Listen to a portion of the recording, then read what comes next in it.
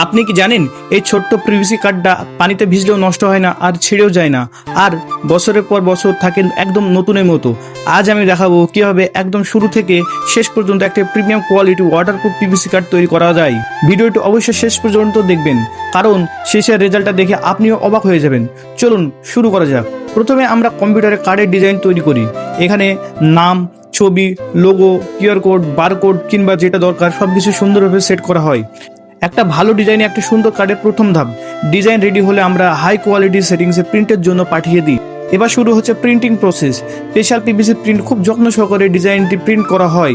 এখানে কালারের অ্যাকুরেসি খুব গুরুত্বপূর্ণ, কারণ রং যদি ঠিক না আসে তাহলে পুরো কার্ডের লুকটা নষ্ট হয়ে যায়। প্রিন্ট হওয়ার পর কিছুক্ষণ শুকাতে দেওয়া হয় যাতে পরের ধাপে কোনো সমস্যা না হয়। এখানে আসছে সবচেয়ে গুরুত্বপূর্ণ অংশ। এবার প্রিন্ট করা ডিজাইনটি পিভিসি শিটের সঙ্গে একদম নিখুঁতভাবে অ্যালাইন করা হয়। এই ধাপে সামান্য ভুল হলেও পুরো কার্ডটি নষ্ট হয়ে যেতে পারে। সবকিছু ঠিকভাবে বসানোর পর কার্ডটি ল্যামিনেশনের জন্য প্রস্তুত করা হয়।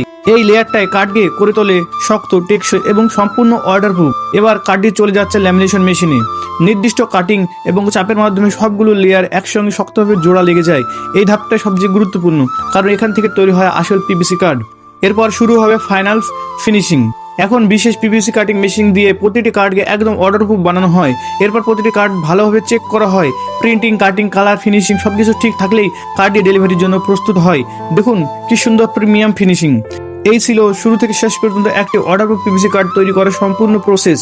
আপনার যদি এমন প্রিমিয়াম পিভিসি কার্ড বানানোর প্রয়োজন হয় তাহলে অবশ্যই চলে আসুন মনসুর এন্টারপ্রাইজে। ভিডিওটি ভালো লাগলে একটা লাইক দিন, কমেন্ট করে জানান কোন প্রসেসটি আপনার সবথেকে ভালো লেগেছে, এবং এমন আরও টেক ভিডিও দেখতে আমাদের চ্যানেলটি সাবস্ক্রাইব করে পাশে থাকা বেল আইকনটি অন করে রাখুন। ধন্যবাদ।